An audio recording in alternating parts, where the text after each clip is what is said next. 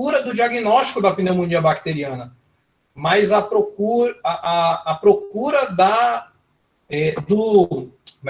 procura de complicação. Então, você está tentando procurar uma cavitação, você está tentando procurar um derrame pleural, um epiema, né?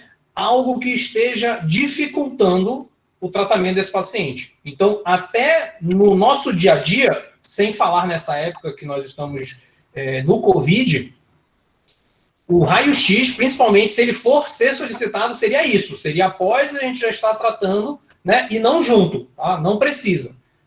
Mas o COVID, ele tem um grande problema. Deixa eu ver se eu acho aqui, ó. Compartilhar aqui. O problema do COVID, acho que eu não estou aqui fácil, deixa eu ver aqui.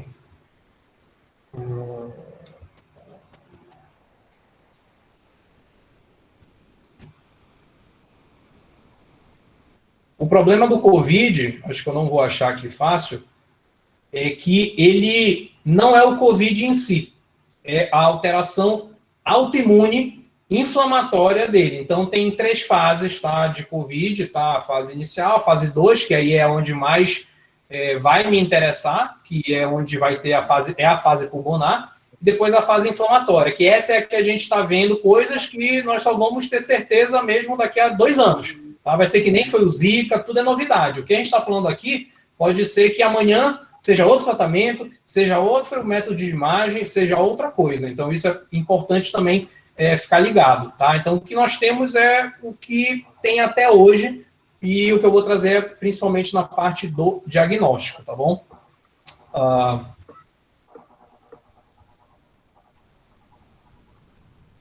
Então, assim, o que eu acho legal aqui da tomografia? Vocês conseguem ver o meu mouse também mexendo aqui na tela? Alguma anotação que eu... Consegue, né?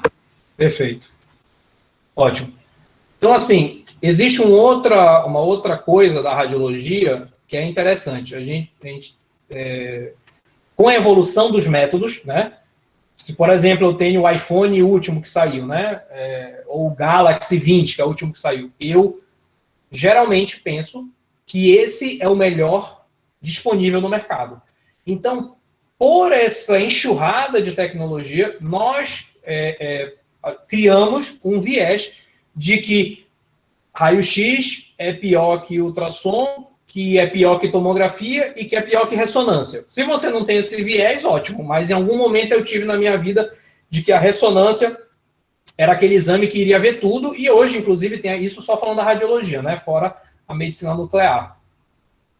Para tórax, inclusive, não é assim, tá bom? A tomografia de tórax, talvez convencional, ela não agregue tanto, mas hoje em dia, quase todos os tomógrafos, eles são de multi-slice. O que é isso? Ele consegue fazer um corte muito fino, corte menos de 1 milímetro. Então, realmente é muito fino. Quando você faz essa fatia no corpo, você literalmente está conseguindo ver um corte histopatológico. Tá? O mesmo corte que o patologista vai olhar no laboratório, você consegue ter com a tomografia de alta resolução. Então, isso é um outro ponto bastante importante.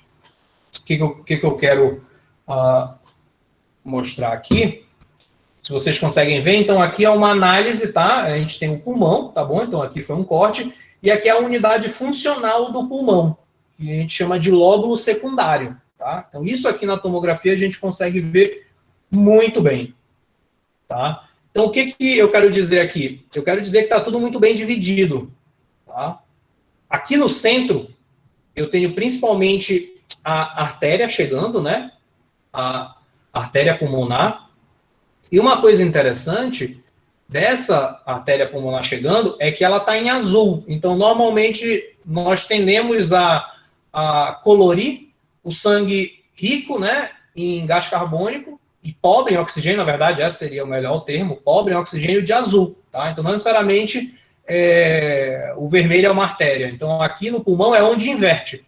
É onde nós temos a artéria com sangue pobre em oxigênio chegando, tá? Nas unidades de troca gasosas, que são os alvéolos, e depois, quando sai, a gente tem aqui as veias pulmonares, que saem pela periferia. Então, isso é bem interessante.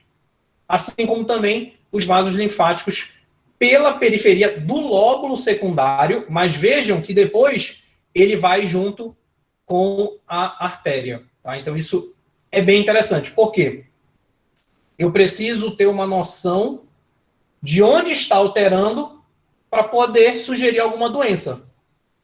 Então, se eu vejo uma alteração bem aqui no centro do lóbulo, às vezes no laudo a gente quer falar e chama de centro lobular. É isso que a gente está falando. Provavelmente eu estou me referindo a uma alteração, de repente, na artéria, alguma vasculite. Eu estou me referindo a doenças inflamatórias, infecciosas, por exemplo, que sejam por disseminação de via aérea, né? Então, por exemplo, bichos que chegam aqui, bactéria, a própria micobactéria tuberculose também, tá? E quando eu tenho algum problema aqui de disseminação venosa ou linfática, eu tendo a ter. Então, por exemplo, quando o paciente ele tende a ter uma alteração cardíaca, que é algo bastante comum, não é infecção, não é inflamação, é só mesmo uma descompensação da insuficiência cardíaca, e o paciente começa a ficar encharcado, ou seja, começa a ter um distúrbio e existe um aumento da pressão, né, hidrostática, e a gente começa a fazer ou derrame pleural, ou então a gente começa a ver o espessamento do septo interlobular, ou seja, esses vasos linfáticos começam a se engurgitar de líquido, devido a essa sobrecarga hídrica do paciente com a insuficiência cardíaca. Tá? Então, se eu vejo isso aqui espessado, eu preciso pensar em coisas que estão acometendo ou veia ou a parte linfática, tá bom? Então, isso é uma coisa bem interessante e na tomografia nós conseguimos fazer isso, tá? Com relação à tomografia e raio-x, falando em COVID, esse caso aqui é bem interessante, tá? Se eu tiver no meu computador, onde eu consigo trabalhar a imagem, ou a foto for muito bem feita, num raio-x de um paciente com suspeita, por exemplo, aqui para COVID, talvez eu conseguiria ver que tem alguma alteração bem aqui, tá? Mas fica mais fácil eu dizer que tem aqui alterado, porque inclusive eu estou vendo a tomografia de pulmão aqui do lado. Então fica mais fácil, né?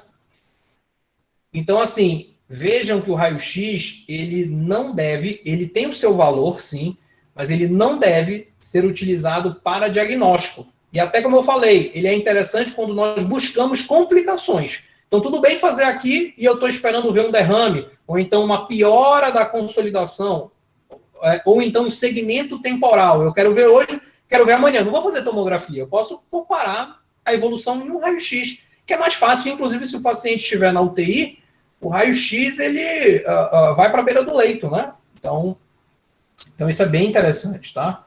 Então, aqui fica fácil a gente observar a alteração no raio-x de tórax. Desculpa, na tomografia de tórax, onde eu estou apontando aqui.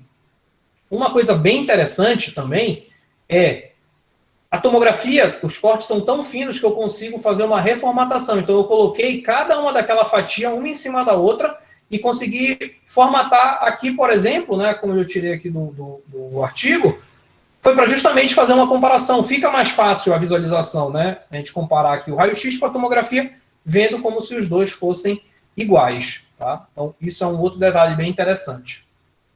Aquilo que eu falei, ó, do raio-x de tomografia, paciente com COVID, tá? Na admissão no leito já deu para ver que ele tinha uma alteração, né? Então, assim, mais fácil, não é sutil, mas, assim, já é um paciente que estava grave, tá?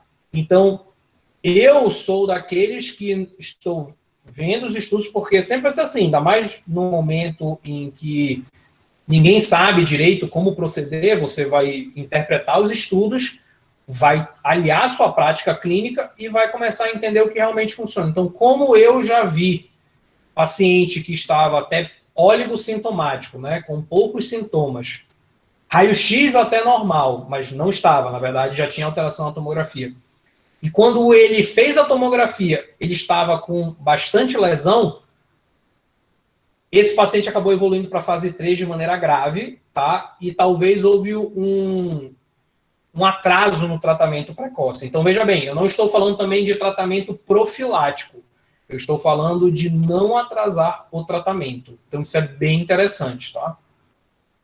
Então, assim, aqui no tórax a gente viu que, na verdade, ficou um pouco mais tênue, mas foi espalhando para o outro lado, né? Então deu para ver que ficou tomado em 3 dias depois, e esse paciente, infelizmente, acabou evoluindo para óbito, tá bom? Então, é mais algo que eu queria trazer aqui para o raio-x nesse nosso cenário de COVID. Por quê? Porque, basicamente, a tomografia ela vem ser bastante importante. Principalmente, gente, pelo seguinte, no início da doença, né, de laboratório, você vai poder ter o quê? O PCR, né, que aí você vai tentar ver o RNA viral.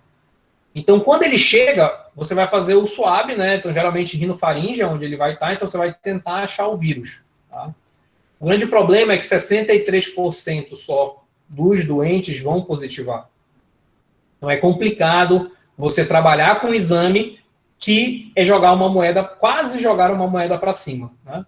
Então, no momento em que você estratifica esse paciente e vê o alto valor preditivo positivo dele para desenvolver, para já estar com Covid, por exemplo, paciente com febre, paciente de repente já está com falta de ar, paciente apresenta aquela tosse seca, existem alterações neurológicas, né? Então a maioria delas é a parte do olfato, como vocês já devem saber, mas existem pessoas que estão acometendo dermátomos, né? Estão tendo outras alterações de sensibilidade, tá? Então, eu acho que então assim, a tomografia, ela não está aí para rastreio, mas uma vez que eu acho que é o diagnóstico, vale a pena mesmo em um paciente oligossintomático fazer a tomografia, porque é nesse momento que, se a gente pegar esse paciente ainda na fase 2A da doença, a fase inicial da alteração pulmonar, por mais que ele ainda não tenha tido a cascata inflamatória, talvez procedendo com um tratamento precoce, adequado, a gente consegue atenuar.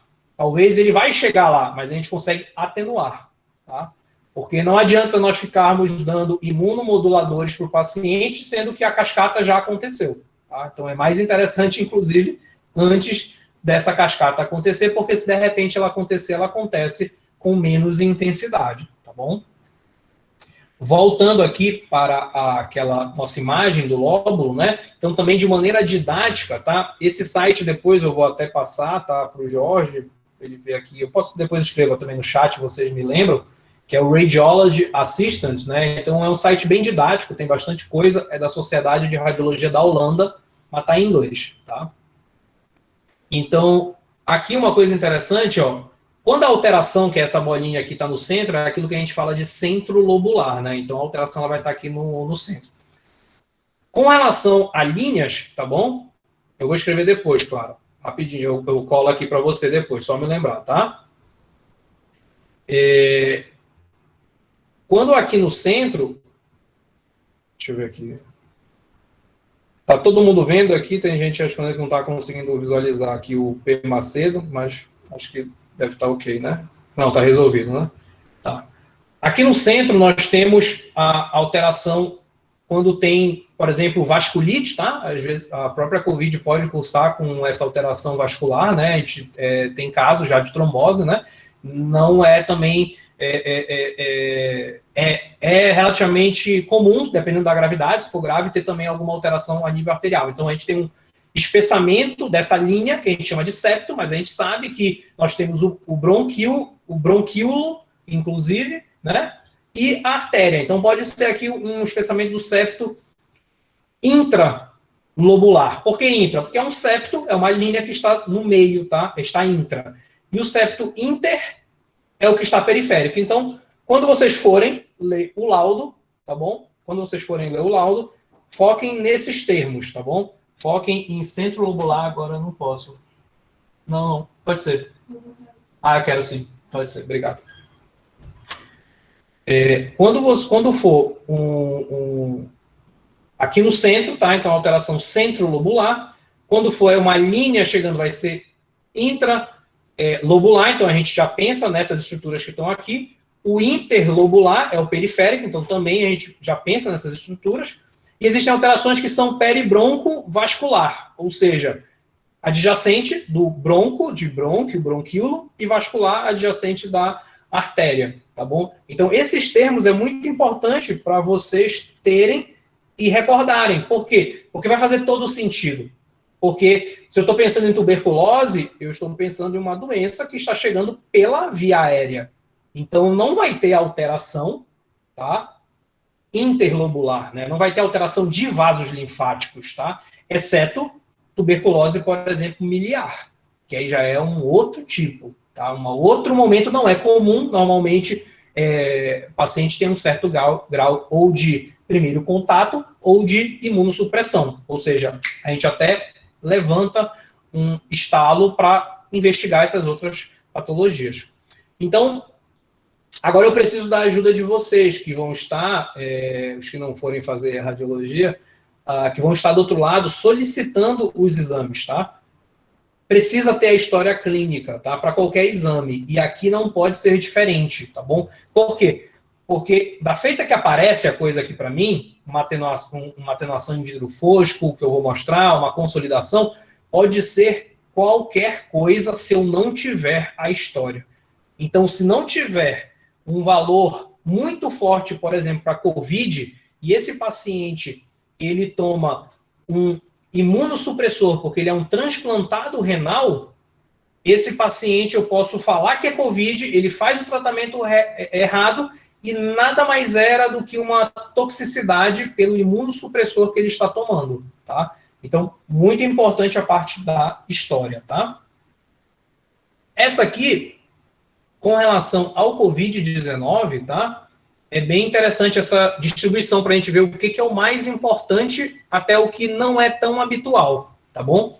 Então, quando a gente está falando de COVID, nós estamos falando da opacidade em vidro fosco, tá? Quando eu falo o vidro fosco ou a consolidação, nós vamos ver também na tomografia essa parte e para tentar dar uma dica. Imagina um vidro de banheiro, né? Um vidro de banheiro, ali um box, né? Se ele está fosco, né, mas eu consigo ver o outro lado, mesmo que borrado, isso é bem interessante. Por quê? Porque esse é o vidro fosco. Eu olho e consigo ver através, ou seja, não há um preenchimento total. Eu ainda consigo ver regiões aéreas, é algo relativamente cinza. Eu ainda consigo ver vasos, mesmo com a opacidade. Então, esse é o vidro fosco. A consolidação é quando não dá para ver mais nada, ou seja, eu não vejo mais vaso, eu não vejo mais septo, está tudo branco. Então, essa é a consolidação. Então, essa é a grande diferença de consolidação e vidro fosco, que é bastante importante, tá? Outra coisa, é uma doença bilateral, tá? Bilateral e normal e também bilateral e assim, não tá aqui até, mas além de ser periférica, que a gente vê que é bem importante, ela é também basal, ela é mais basal, mas não é obrigatoriamente basal. E eu vou tentar justificar por que ela tem esse aspecto mais basal e mais posterior. Outra coisa, ela é multilobar, então ela pode aparecer no lobo superior direito, ela pode aparecer no lobo inferior esquerdo, ela pode aparecer no lobo médio, mas é mais comum que esteja mais de um desses lobos acometidos, tá bom? E ela tem essa distribuição periférica que é bem interessante também, eu vou mostrar para vocês, tá? Então, aqui, ó. Nessa imagem aqui, que eu tô... é um paciente de COVID, tá? Então, até tem aqui a colinha aqui em cima, tá bom? Antes de nós mostrarmos aqui essa tomografia até que já está alterada, vocês estão aqui olhando uma toma alterada, né? Eu vou aqui para o final, por quê? Porque eu vou de novo tentar mostrar de maneira normal, tá? Em alguns pacientes nós conseguimos, até de maneira normal, identificar o lóbulo secundário que nós falamos, tá? Então, o que eu transportando, ó, isso para cá. O que eu quero dizer aqui, ó? Aqui eu tenho essa linha, que a gente vai vendo que ela vai se continuando bem aqui, tá? Então, aqui com um pouco mais de força de vontade eu vejo essa linha também, e eu formo bem aqui um lóbulo secundário. No meio tem um ponto, que é a artéria que está chegando aqui. Eu não consigo diferenciar muito bem o bronquíolo terminal, porque ele tem ar, assim como as 20 unidades de alvéolo bem aqui também tem. Então fica tudo preto. Mas eu consigo ver, espero que vocês estejam vendo,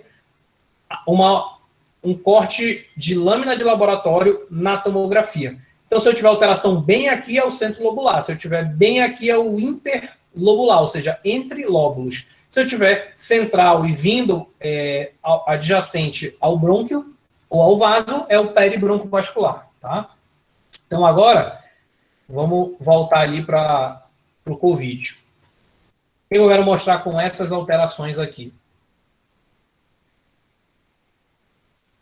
Bem aqui, deu o zoom, ficou, vocês estão conseguindo ver com o zoom que eu dei? Se puderem dar um ok aí no chat. Ok, ótimo. Peraí que o Google achou que eu estava falando com ele. Então, aqui nós estamos vendo o vidro fosco, tá? Isso aqui é importantíssimo. Mas por que eu sei que é vidro fosco e não é consolidação? Foi aquilo que nós comentamos. Eu consigo ver pontos brancos bem aqui. Eu consigo ver septos bem aqui. Não está tudo apagado. Então, se não está tudo apagado, é o vidro fosco. Se tivesse puramente branco e eu não consigo ver nenhuma ramificação de vasos, seja artéria, seja veia ou a parte linfática, aí é a consolidação. E aí, quando tudo, inclusive, é preenchido a tal ponto de nem vaso eu conseguir ver, e o bronquíolo terminal, não tem preenchimento, é uma doença puramente alveolar, é aí que fica fácil de nós vermos esse brônquio, e aí que vem o nome que vocês já devem conhecer de broncograma aéreo. Ou seja, é como se fosse um diagrama, está desenhado esse brônquio na minimagem, seja até no raio-x, daria para ver, mas é muito mais fácil de ver numa pneumonia bacteriana, por exemplo, puramente alveolar, né? A gente consegue não ver nada, então é uma consolidação, não vê vaso, mas você vê aquela linha preta atravessando e entrando, que é o brônquio mais assim, já terminal, tá? Então, um outro detalhe para ajudá-los também a puxar a sardinha aqui para o COVID, tá? É o que a gente comentou. Aqui eu vejo várias lesões, tá? Então isso é bem importante, tá? Então não só é uma lesão, então eu estou vendo uma lesão mais superior, aqui está mais para cima, aqui já está chegando mais na base, tá bom? E uma coisa interessante não tem até nesse aqui um predomínio claro nas bases, mas o predomínio é sim periférico, tá? Então pode ver que qualquer alteração, mesmo que esteja mais próximo do mediastino, lembrando que a região paramediastinal eu também chamo de periférica também, então o periférico basicamente seria o que não é perilar, tá? Apesar de que pode haver também esse acometimento perilar, porque no momento em que tem a alta cascata inflamatória, não há, às vezes, um padrão muito nítido, né? E o paciente pode até evoluir com a síndrome, né, da angústia respiratória, tá? Que é uma síndrome, e várias doenças graves que podem machucar bastante o pulmão, transformam. Uma delas é o que nós estamos vendo com bastante clareza, o COVID, né? Tá? Então, continuando. Uma outra coisa aqui interessante... Obrigado. Uma outra coisa aqui interessante, tá? Nesse caso bem aqui, agora para tentar trazer um outro comparativo, tá bom? Esse é um quadro, tá? Que o paciente, inclusive, tem COVID, tá? Então, essa tomografia aqui não iria sair com COVID, tá bom? Ela é uma tomografia de pneumonia bacteriana. E eu vou mostrar para vocês por quê. Mas esse paciente também tinha COVID. Então, vejam bem, não só estamos tendo COVID, tá bom? COVID não é o único vírus, não é a única alteração pulmonar, assim como também ele não altera de todo mundo. É possível, sim, inclusive, esse paciente que acabou pegando um patógeno hospitalar, tá? E evoluiu com uma pneumonia, ele não estava mais evoluindo bem, estava fazendo um tratamento precoce para COVID, e aí quando foram ver na tomografia, ele estava com uma infecção concomitante, tá bom? Então isso é uma coisa bem interessante. Mas aqui pela tomografia, se depois o clínico não me fala que é COVID positivo, não vejo nada de COVID, tá? Mas, de qualquer maneira, quem está machucando o pulmão dele, quem está trazendo hoje alterações e que se não forem tratadas com antibiótico devido, e esse paciente vai evoluir mal, é uma bactéria, tá bom? Então, uma coisa bem interessante aqui, que eu preciso um pouco da força de vocês, bem aqui onde eu estou mostrando aqui com a seta, está um pouco mais visível, tá? Tem um monte de ponto branco aqui, tá? Esse ponto branco, se estivesse vendo no computador aqui direto, ele tem uma certa ramificação. Ele parece uma árvore, tá? Então, toda vez que a gente vê um monte de ponto branco e que parece ramificações, parece uma árvore, tá? Isso é o que a gente chama de padrão em árvore em brotamento, tá? Ou tree in bud em inglês, que seria a árvore em brotamento. Isso daí é uma alteração em vidro fosco até, tá? É uma alteração em vidro fosco, não apagou tudo, tá bom?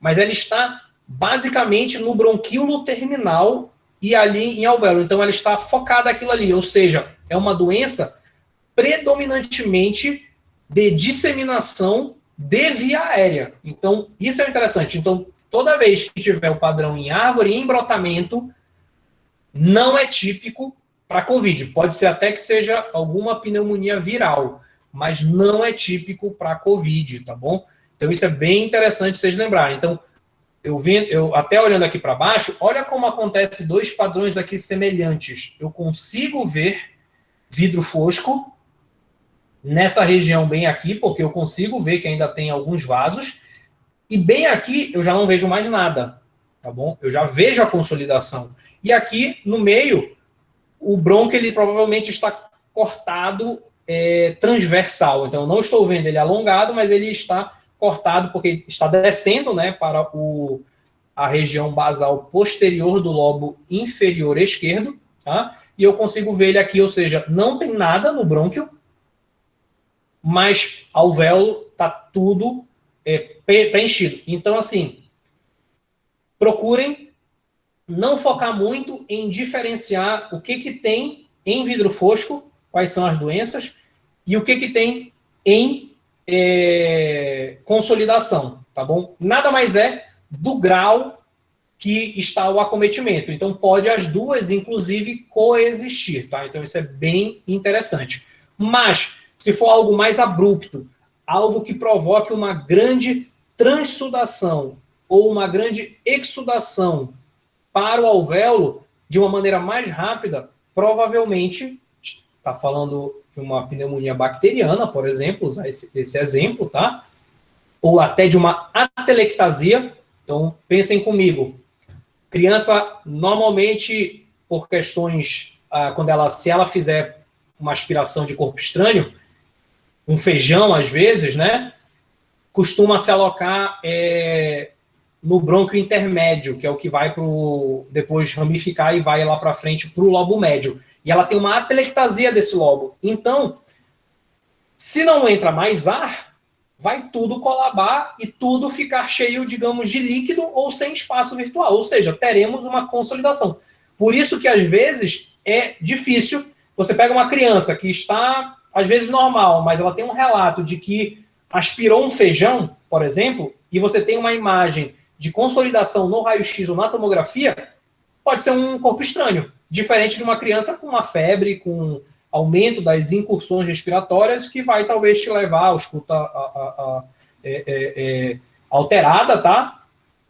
Que vai te levar a uma pneumonia. E a aparência vai ser a mesma, tá bom? Então isso é uma coisa também interessante aqui para mostrar para vocês, tá? Aqui mais uma vez mostrando, tá? Esse padrão em árvore em brotamento, tá bom? Então, talvez aqui dá para ver até melhor. Isso aqui não deveria existir, então eu venho aqui como se fosse um caule, e aqui várias ramificações, aqui também várias ramificações. Então, isso não é típico, tá bom, de COVID. Existem algumas classificações, inclusive, para COVID, tá? Que não vale muito a pena. Eu não gosto. Essa própria sociedade holandesa, eles colocaram o famoso CORRADS, tá? Que foi para fazer um paralelo com o BIRADS, né? Que o BIRADS é uma classificação usada para todo mundo conversar, então, e para mamografia.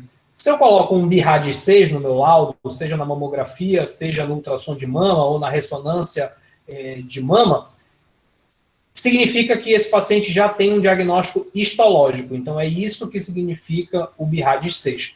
Eu posso escrever em português o meu laudo, e se um americano não entender meu laudo, mas lá no final ele vê BIRADS-6, ele sabe do que eu estou falando.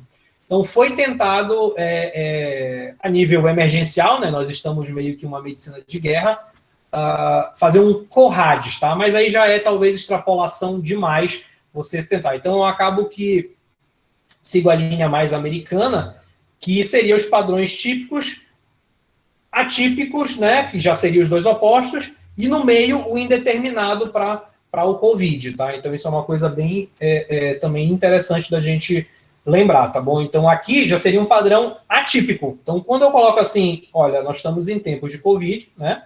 Mas aqui é um padrão atípico de COVID, ou seja, por mais que haja aquela leve desconfiança de COVID clínica, que a clínica é soberana, pode ser que esse paciente só não tenha ainda repercussão tomográfica. E agora, nesse momento, ele está mostrando outra alteração, algo, de repente, concomitante. Alguma infecção bacteriana aqui, por exemplo. Tá? Então, acho que eu mostrei algumas... Aí também aqui mostrar uma outra coisa aqui para vocês bem interessante, tá? Vocês podem ver que a lesão, ela tem do COVID um padrão forçando a barra, né? Meio nodular, tá? Então, isso é importante. Vocês podem ver que ela tem esse formato meio de nódulos, tá bom? Por mais que não seja um nódulo sólido, tá? Então, quando eu falo que é um nódulo sólido, eu estou dizendo que é uma bola, quando eu estou pensando em câncer, né? E que ela tem um padrão de consolidação. Por quê? Porque eu não vejo mais nada. Eu vejo só uma bola branca, tá bom? Existe câncer, tá? Que se apresenta em vidro fosco, tá? O carcinoma bronquioalveolar, por exemplo, ele pode fazer isso também, tá? Então, lembrar que nódulo não necessariamente é só sólido. Existe o nódulo parcialmente sólido, que é o que é em vidro fosco, tá? Então, isso é interessante até no acompanhamento, tá? Então, até o vidro fosco para câncer, ele também vai servir, tá? Mas aqui a gente vê que são várias lesões, tá? Então, múltiplas lesões, provavelmente de aspecto agudo, né? Não sei se dá para comparar, talvez o paciente não tinha exame anterior. E ele está com suspeita para COVID. Então, tudo isso me faz pensar num diagnóstico para COVID, tá bom? E olha que interessante. Ele tem, sim, um acometimento aqui, mostrando aqui superior, né? Para basal. Ele tem, pelo menos, um acometimento em campo médio e basal. A gente pode ver que aqui nos ápices não tem tanto acometimento. Pode até ter no lobo superior, mas no ápice, não tem. Por que eu quero dizer isso? Isso é uma outra dica também para a vida, quando vocês forem analisar tomografias ou raio-x de tórax, inclusive. O que eu quero dizer com isso? Onde há maior troca gasosa é onde tem maior circulação, tá bom? E, de maneira normal, quando nós estamos em homeostase, a maior troca gasosa acontece nas bases pulmonares, tá bom? Então, é aqui, então, que também nós vamos encontrar um maior número de macrófagos, é aqui que vai ter mais vascularização, ou seja, mais facilidade de depuração linfática, ou seja, eu quero limpar. Tem um monte de resíduo, seja de micro-organismos, ou seja, por exemplo, de resíduos do cigarro, por exemplo. Aqui é mais fácil de limpar. Por quê? Porque eu estou cheio de vascularização aqui embaixo. Em cima, já não é tão evidente a vascularização, tá? Ou seja, algumas patologias mais crônicas tendem a aparecer mais superiormente. Por quê? Porque a vascularização, a depuração linfática não é tão eficiente quanto na base. Então, não é à toa que é muito mais comum você começar com um enfisema de um paciente com DPLC tabagista em lobos superiores. Por quê? Porque aqui não consegue ter uma depuração tão eficiente e as partículas também tendem a subir. Se forem, e mesmo as pesadas, elas vão ser direcionadas aqui para baixo, vão ser melhor limpadas, mas as que subirem, ao longo do tempo, elas não vão conseguir ser depuradas. Então, por isso começa a haver destruição. Então, se o macrófago não sai dali, não consegue resolver, ele começa a fazer o processo de destruição, tentando isolar aquele patógeno, porque ele não entendeu o que é aquilo, ele está tentando isolar, ele não sabe se aquilo ali é vivo, se é morto, lá é resíduo de cigarro, por exemplo, né, o que tem, né, dentro do cigarro, aquelas inúmeras substâncias, e é por isso que a gente tende a ter, por exemplo, tuberculose também, quando o paciente pega a tuberculose secundária, mais comum, né, o paciente começa a apresentar aquela febre vespertina, aquela febrícula, e quando a gente vai pesquisar, tem uma cavidade aqui no ápice pulmonar, por exemplo. Então, por quê? Porque é uma bactéria, ela não tem uma depuração tão fácil aqui, ela fica alojada, ela fica ali dormindo, e quando ela é ativada, ela acorda mais fácil no superior. Em contrapartida, se você está falando que o paciente quebrou o fêmur, uma idosa, e a gente sabe que o idoso, esse fêmur é fraco, ainda mais se for mulher, em menopausa, ele já tem uma medular óssea absolutamente gordurosa, então existe sim um risco desse paciente fazer embolia gordurosa. Outro caso, o paciente tem uma vegetação na válvula cardíaca e começa a soltar êmbolos. Existe caso, então, desse paciente fazer embolia séptica. Outro caso, esse paciente tem carcinoma renal, por exemplo. Ele pode fazer disseminação, embolia, que a gente chama de metástase, né? Seria uma metástase hematogênica, ou seja, veio por disseminação do sangue, nada mais é do que uma embolia, mas de células tumorais, tá? Onde isso nós vamos mais encontrar? Então, ora, se eu já falei que era em cima, só resta a parte de baixo. Por quê? Porque se também é lá que há a maior vascularização, é ali que também está transitando várias interleucinas, pensando na parte inflamatória. É ali que está circulando vários macrófagos, é ali que tem mais sangue chegando, ou seja, uma célula cancerígena, um patógeno, um êmbolo gorduroso, um TEP, né? Ele tende a chegar e ir logo para baixo, tá bom? Por isso que é muito mais comum eu ter um TEP em campo médio, em campo inferior, e se for pequeno, ele só vai obstruir aqui no final, então faz um aspecto meio triangular, tá? Do que ter um TEP puramente apical, tá? Então, assim, usando basicamente a fisiologia, a gente já consegue entender alguns padrões da tomografia que, aliados à clínica, vão facilitar o nosso diagnóstico, tá bom? Então, eu acho até que com essa parte inicial, se vocês talvez forem atrás, inclusive disso, estudar e sempre lembrarem disso, eu espero ter ajudado muito, porque isso foi também quando eu recebi essa forma didática, isso mudou bastante também a minha maneira de analisar o tórax, tá bom? Então, continuando, o COVID, quando ele começa a dar alteração pulmonar, não é o vírus em si, tá? São as reações que nós fazemos autoimunes, tá? Imunomoduladoras ao vírus.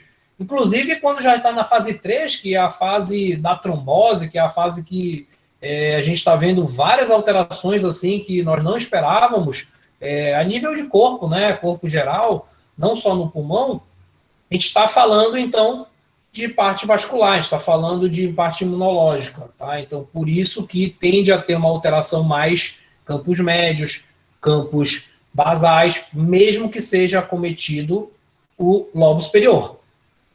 Pode acometer o ápice? Pode, eu já vi. Mas pode ter uma lesão só no ápice? Aí é mais difícil, eu ainda não vi, tá bom? Então, espero ter feito sentido isso aí que eu falei, múltiplas lesões periféricas e de predomínio ali campos médios para baixo, para basal, então isso chama bastante atenção. Assim como, isso aqui é bem interessante, tá? Eu aproximei aqui para mostrar essas duas lesões bem aqui, tá? Se fosse, às vezes, qualquer outra doença, é relativamente comum.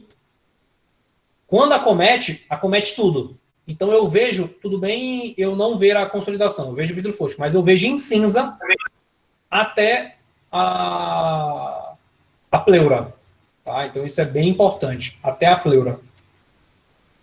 O COVID, ele tem uma preservação do espaço subpleural. Imediatamente, tá? Não precisa ser muito, não é nem um dedo. É uma linha, tá? Então, a gente está vendo aqui que tem uma lesão, mas o interessante é que a gente vê que o pulmão tem uma linha preta aqui passando por aqui e tem uma linha preta passando por aqui. É como se tivesse algo aqui. Só que não existe ar aí, tá? Porque entre a pleura visceral e a pleura parietal, o espaço é virtual, tá bom? Mas eu tenho essa sensação de que existe uma linha de ar aqui e é justamente isso, que é a preservação do espaço subpleural, tá? Isso tem sido também de grande valia para ajudar o diagnóstico do COVID, tá? Ah, mas então é 100% uma linha? Não também. O COVID, ele pode fazer algumas bandas, tá? Algumas estrias também. Então, por mais que eu tenha bem aqui uma linha, de vez em quando aqui toca, aqui vem talvez um outro tracejado, então existem essas bandas subpleurais. Então, por mais que ele preserve, ele faz tipo umas espiculações até a região pleural, que a gente chama de bandas subpleurais, tá? E uma coisa que não é comum, tá? Já que eu já falei até de espaço pleural, não é comum o derrame pleural, tá? No COVID. Então é uma coisa que eu gosto muito de, por mais que eu vá laudar se tem ateromatose na aorta, por mais que eu vá laudar se tem linfonodomegalia mediastinal, essa avaliação pulmonar e esse acréscimo da informação se tem ou não derrame pleural são de grande valia para eu estabelecer e falar se é conveniente ou não o clínico ir atrás de descartar a parte do COVID, principalmente se o achado for típico. Então, aqui a gente está vendo basicamente achados típicos, tá, de COVID. Então, tudo isso que eu falei é típico, tá bom? Uma outra coisa interessante é a temporalidade das alterações, tá bom? Então, assim, aqui é um paciente, tá, que começou os sintomas, tá bom? Então, olha que interessante. Mesmo os que estão menos zero, mas o que é menos zero? Então, tipo assim, é o cara que, na verdade, não tem sintoma, mas ele já tem alteração, tá?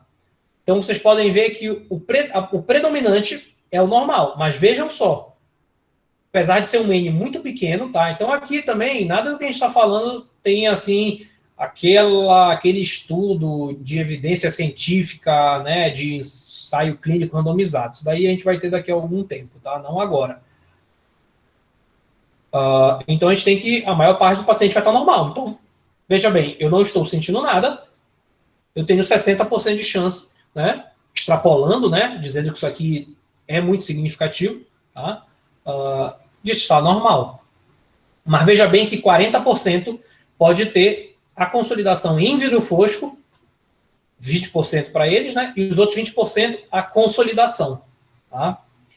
Então, isso é bem interessante. Por isso que, quando eu tive em contato recentemente com um grupo de força-tarefa que está tentando mudar o que está acontecendo em Belém do Pará, né, que é a minha terra natal, principalmente com médicos, lá a gente tem muito profissional da saúde sofrendo e falecendo, acaba que eles estão, assim, suspeito para Covid, vai fazer tomografia, mesmo que não tenha a sintomatologia, tá bom? Mas quando aparecem sintomas, vejam bem, o normal já começa a diminuir e olha como realmente aparece o vidro fosco. Só que assim, aqui esse vidro fosco que eu estou falando, não necessariamente é uma coisa grave. Às vezes é uma lesão de vidro fosco. Às vezes são duas, são três. Às vezes são algumas, mas ainda acometem menos de 25% do parênquima pulmonar. Que isso é uma outra graduação que eu acho bem interessante de constar, tá? Que é, deixa eu ver aqui, tem uma ponta.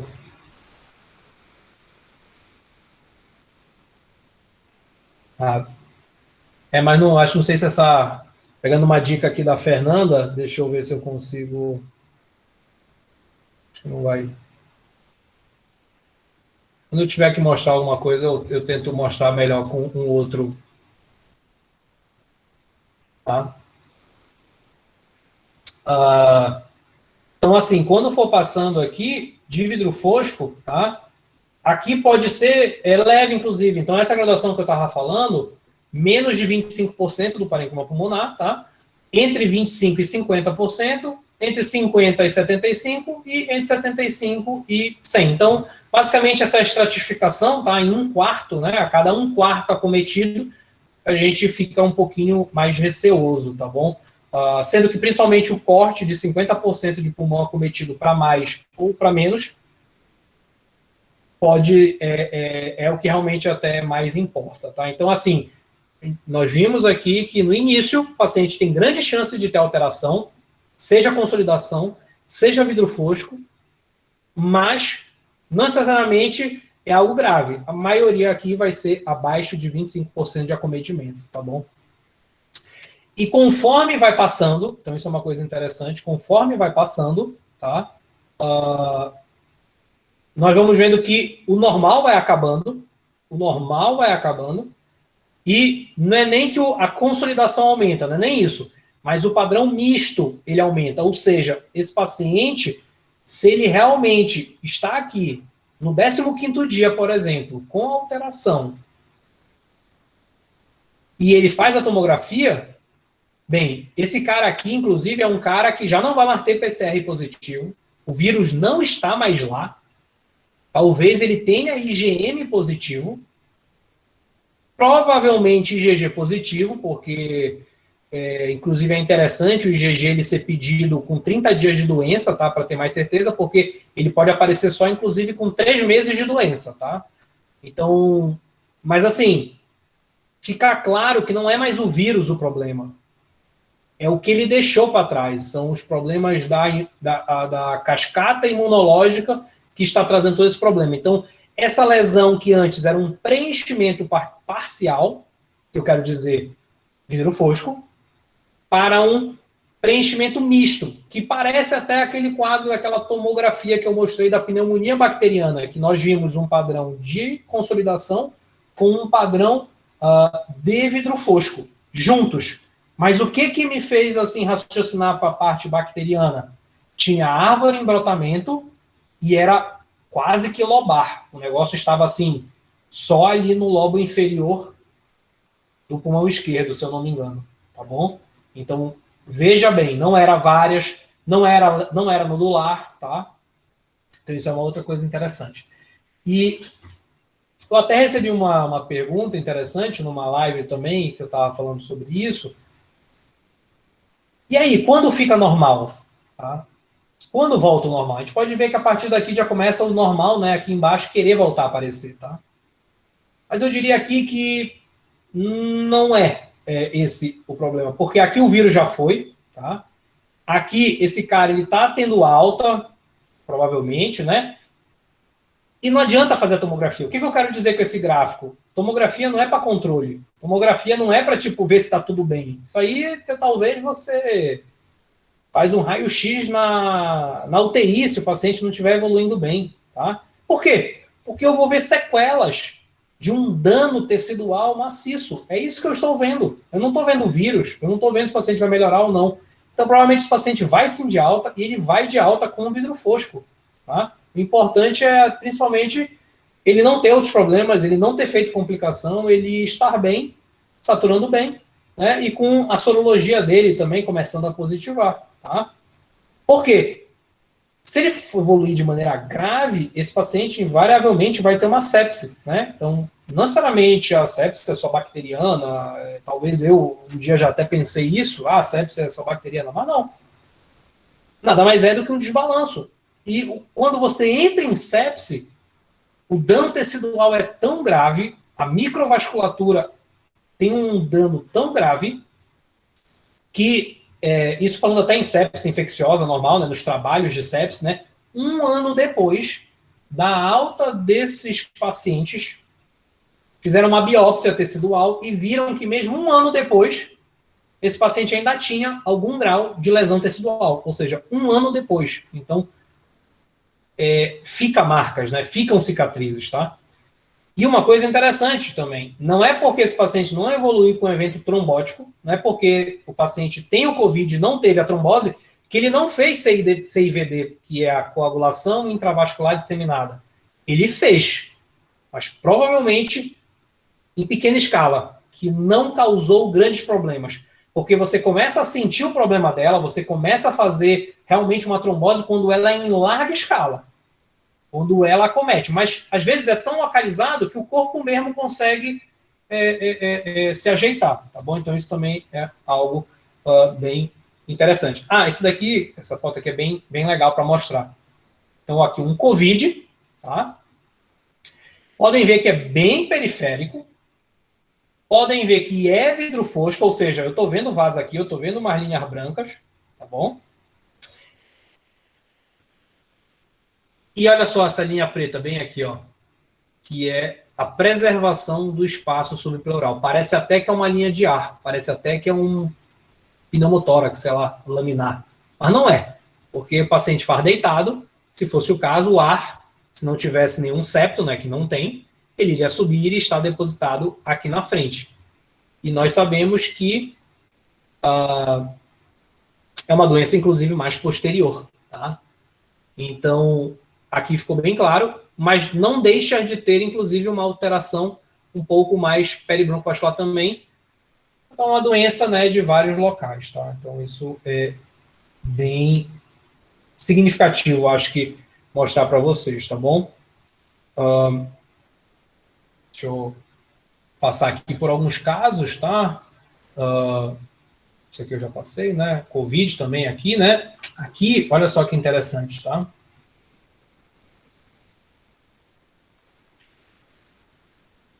Nodular a lesão, perfeito. Então isso é importante. Então já matei aí. São várias, tá? Mas já tem um aspecto de consolidação, não tem? Eu não consigo ver direito aqui os vasos. Aqui, então, ó, pode ser que aqui eu consiga, forçando, ó, bem aqui, ainda seja cinza, ou seja, bem aqui, mas assim, posso dizer que é consolidação, posso dizer que é nodular, tá bom? Inclusive, posso me preocupar. Por quê? Porque pode ser uma embolia, pode ser uma metástase. Poderia ser uma metástase? Poderia ser uma metástase. Como é que eu sei? A história clínica. Poderia ser Covid? Poderia. Então pode. Poderia ser paracoco? Pode ser, paracoco. O que me ajuda aqui? A história, que são vários. Podem ver aqui, inclusive, nessa reconstrução sagital, que são mais posteriores, inclusive, tá? Mas o paciente tinha um aspecto clínico suspeito para COVID, e aqui, por mais que seja em consolidação, nada mais é do que eu estou vendo uma evolução do vidro fosco. Então, como eu falei, não separem vidro fosco de consolidação. Às vezes é uma evolução, às vezes você só pegou a coisa no início. Então, inclusive aqui, ó, dando um zoom aqui para vocês, aqui é vidro fosco. Eu vejo um vaso bem aqui. Aqui já parece que já não é mais. Aqui também parece que já não é mais. Tá? Então, vocês poderiam me dar um feedback no chat se ficou bem claro o vidro fosco de consolidação? Porque é bem importante essa diferenciação. Ótimo. Karine, o Wellington, acho, o Gabriel, Cecílio, Eduardo, Cleitinho, todo mundo falando sim aqui, a Flávia também, o Natson, obrigado, Natson. Lucas, show. Tá? Então, o que nós estamos tentando fazer aqui, na verdade, é construir até uma aula sobre tomografia de tórax e que eu estou salientando o que para o COVID para o COVID, o que ele está mostrando. Então, olhando aqui o Gabriel, tá? Acho que as perguntas até vou aproveitar, porque eu estou olhando para o chat, mas a gente responde melhor no final, tá? Esse air trapping, tá bom? É um aprisionamento aéreo, tá? Pelo próprio nome já fala, tá bom? No broncograma aéreo, eu não tenho nenhum aprisionamento, tá? Eu não tenho nenhum aprisionamento. Diferente de talvez haver um tumor, tá? Vou tentar mostrar aqui uma coisa para vocês aqui. Vamos colocar essa situação bem aqui, tá bom? Que isso aqui seja uma massa pulmonar, seja um nódulo pulmonar perilar, tá? Um câncer. E ele vai crescendo e ele vai entrando e preenchendo a luz desse brônquio aqui. Aí sim nós vamos ter um aprisionamento, porque esse ar que está para lá, que vai descendo aqui, ele não consegue mais sair, porque ele foi fechado. Então aqui eu começo a ter algumas alterações, até inclusive ectasias, né, que pode ser bronquiectasias, ou seja, dilatações, bronquioectasias, que são de bronquíolos, tá? E posteriormente, sem a unidade funcional acontecendo, o próprio corpo ele vai, de maneira homeostática, redirecionar aquele fluxo sanguíneo.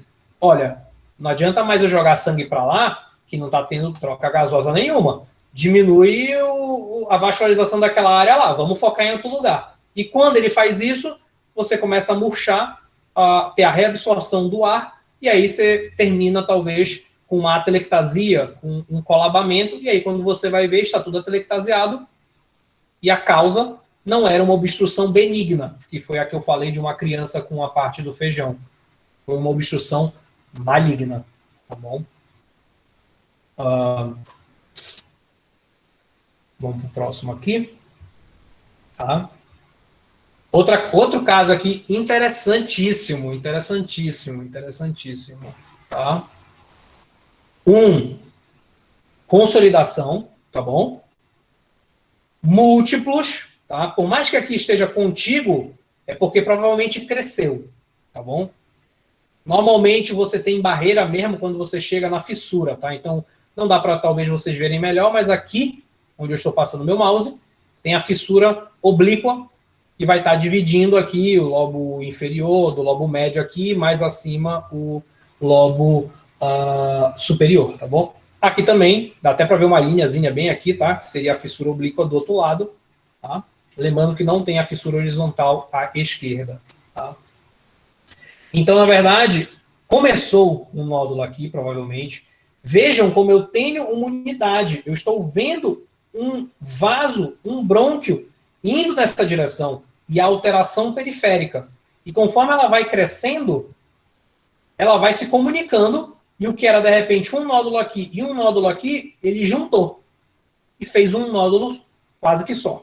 Mas eu tenho um outro aqui, para vocês, para eu não passar de mentiroso, para mostrar que são vários. Eu tenho um outro bem aqui, tá bom? E olha que interessante. Eu tenho aquela preservação do espaço subpleural, mas aqui eu não tenho. É como se fosse parcial. É aqui e aqui eu não tenho. Tá? Então, guardem essa informação, porque eu já começo a ter dúvidas. Veja bem, é consolidação? Se fosse vidro fosco, eu ficaria mais confortável?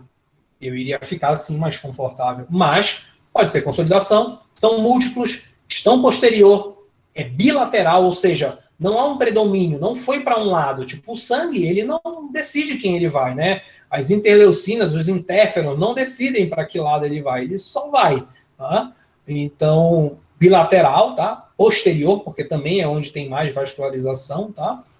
E, inclusive, eu tenho um nódulo aqui um pouco mais até central, tá? Então, eu tenho uma consolidação, eu consigo ver broncogramas aéreos bem aqui, tá? Então, eu tenho uma alteração relativamente nodular, tá? Mas em consolidação, e aqui tá os broncogramas aéreos, tá bom? Ou não é broncograma aéreo, pode ser, eu estou achando, talvez, maior do que deveria. Vamos dizer que deveria estar desse tamanho, bem aqui. Um tracinho preto. Eu estou vendo muito grosseiro. Tipo, parece quase um brônquio perilar, né? Parece algo muito significativo, tá? Então, isso também é um outro achado do COVID. Quando você tem uma cascata inflamatória e você tem uma transsudação, melhor dizendo, uma exsudação, vai fibrina, tá? E o corpo, ele vai tentar se reparar. E essa fibrina, ela faz a cicatriz, tá bom? Então, essa cicatriz, né, o scar, às vezes que a gente vê na pele, né, uma cicatriz de ferida cirúrgica, né, às vezes a pessoa faz uma reação de queloide, tá bom? Então, dependendo da resposta inflamatória das pessoas, ela faz também como se fosse um queloide. lá no pulmão. Então, não vamos usar esse termo queloide que estaria errado, né? Os dermatos vão brigar comigo, mas vai ter uma cicatrização alterada. E nisso, quando você está falando em fibrose, você pode ter uma distorção arquitetural. Então, o tecido ele começa a encolher, a puxar, a esgarçar de um outro lado. E aí nós temos as bronquiectasias de tração, ou seja, aquele alvéolo está sendo retraído pela fibrina e quem está ali do lado é um bronquíolo terminal. Ora, ele vai ser esgarçado, ele vai ser tracionado. Então, isso é um outro achado também do COVID, a bronquiectasia, tá bom? Então, eu posso ter bronquiectasias, como eu falei, por uma obstrução, e aí o motivo seria o air trapping, como o Gabriel falou? Sim, poderia. Mas nesse caso, provavelmente, a chance que nós estamos falando aqui é de estar num contexto imunológico que está tendo a cicatrização e, por isso, há uma distorção arquitetural, inclusive com bronquiectasia. Ah, isso aqui, no ápice pulmonar, poderia ser uma tuberculose? Olha, com clínica positiva e de localização apical, inclusive no ápice, quer dizer, não seria no ápice, né? Inclusive no segmento superior do lobo inferior, tá? Porque existe não só os lobos, mas existe a segmentação. Então, ou é superior mesmo, ou é segmento superior dos lobos inferiores. Então, a tuberculose adora aparecer nesses segmentos. Poderia ser, poderia, porque a tuberculose vai fazer isso. A tuberculose vai fazer uma cicatrização, vai fazer o corpo reagir, porque, veja, a micobactéria, ela não é virulenta. O nosso sistema de defesa é que acaba fazendo a distorção arquitetural. Então, isso aqui poderia, inclusive, ser, mas eu estou vendo vários, eu estou vendo periférico, tá? E eu estou vendo só um com distorção arquitetural, então, assim, isso aqui é um achado típico de COVID, sim, tá bom? Mas, como eu falei, por mais que seja típico de COVID, não quer dizer que seja COVID. Quem é que vai me ajudar? A história, tá bom? Então, esse paciente aqui, na verdade, acho até que é uma mulher, tá? Não vou conseguir ver aqui a parte do tórax anterior. Ela tem uma dermatomiosite, que é uma doença reumatológica, uma doença autoimune e que cursa, assim, com essas lesões nodulares de consolidação. Que nós chamamos de bronquiolite obliterante, tá? Então, é uma reação imuno e inflamatória, tá? Não infecciosa. E que o COVID faz a mesma coisa. Por quê? Porque se o COVID fizer isso, não é o COVID nem mais está no corpo. Quem está fazendo isso é o mesmo sistema imunológico que faz esses nódulos, seja aqui na dermatomiosite, tá? Ou doença de artrite reumatoide, alguma coisa assim. Ou seja, para vocês verem o quanto tudo isso está interligado. O que nós estamos falando são de doenças autoimunes. São doenças, algumas que acontecem de pouquinho em pouquinho, outras que liberam uma cascata inflamatória muito aguda, tá bom? A diferença é que ela não vai ser mediada por basófilos. Aqui, uma outra coisa interessante para mostrar para vocês, tá? Olha aqui, vocês estão vendo, né? O broncograma aéreo, perfeito, não vejo nada, e o broncograma aéreo. Mais uma vez, eu quero chamar a atenção que esse brônquio está grande, tá? Eu não deveria ver aqui periférico um brônquio grande. Então, faz sentido isso aqui ser um broncograma, desculpa, uma bronquiectasia de tração? Faz. Podem ver que, inclusive, o negócio parece meio tortuoso, né? Parece sinuoso. Tá?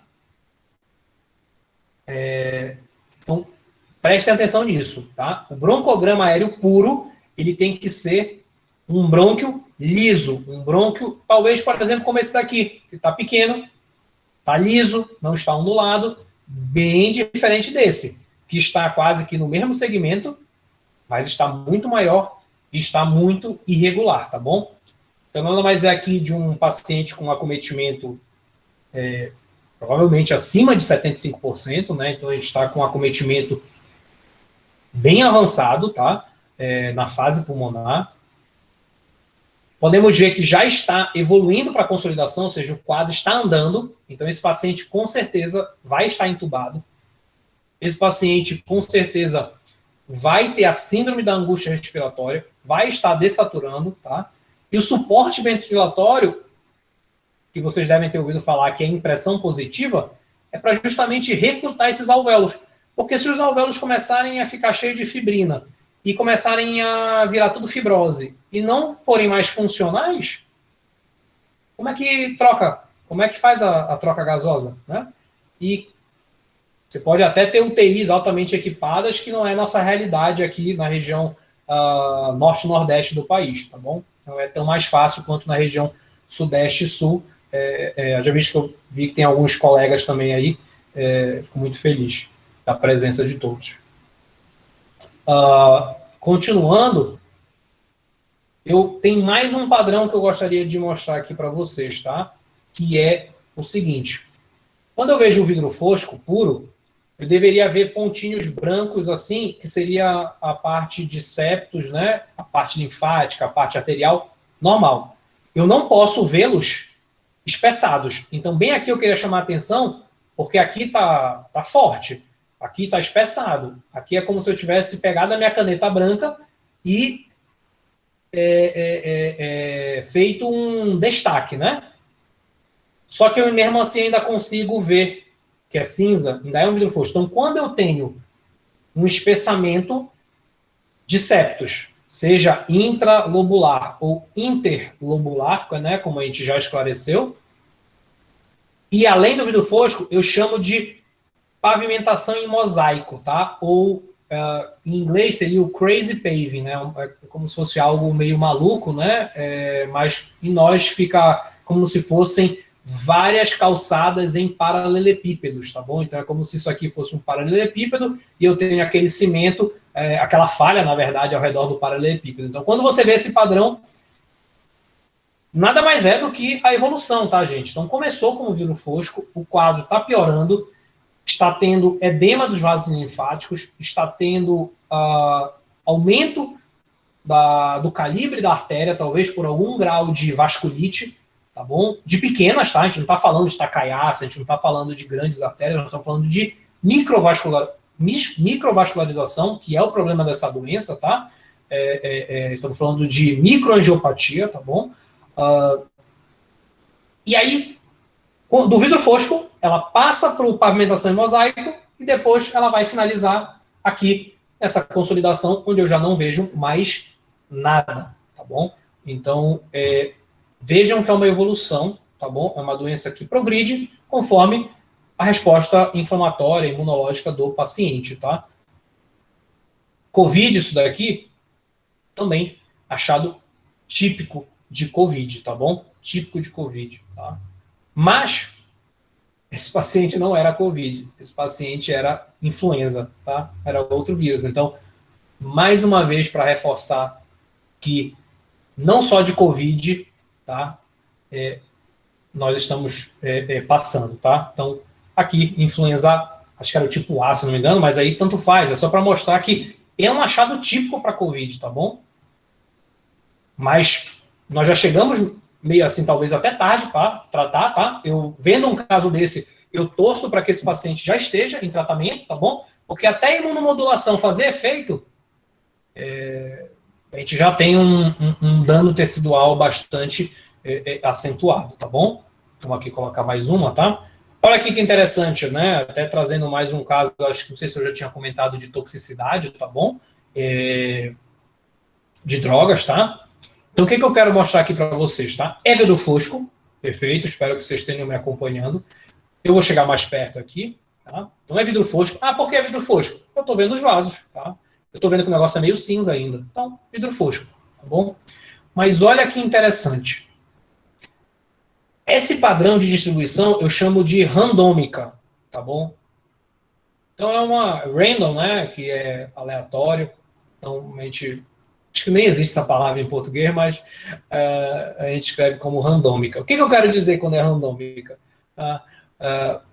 Eu vejo periférico e eu vejo meio central, aquele centro, aquele peribronco vascular que eu disse, né? Então eu vejo alterações centrolobulares, tá? Que está dentro do lóbulo e de localização periférica. E vejo também alterações centrolobulares até, tá? E que também acompanham a distribuição peribroncovascular. Vocês podem ver que elas vão entrando e vão vindo para o centro, tá bom? Então, opa, eu já tenho uma alteração de distribuição. Ou seja, não tem um padrão, não é predominantemente periférico. Porque eu não estou exigindo que seja... não é... Uma lesão não é periférica, acabou o Covid. Não é isso, tá? Então, o que eu quero dizer é que aqui está claro que é uma lesão randômica, tá bom? Mas vejam que é em vidro fosco, tá?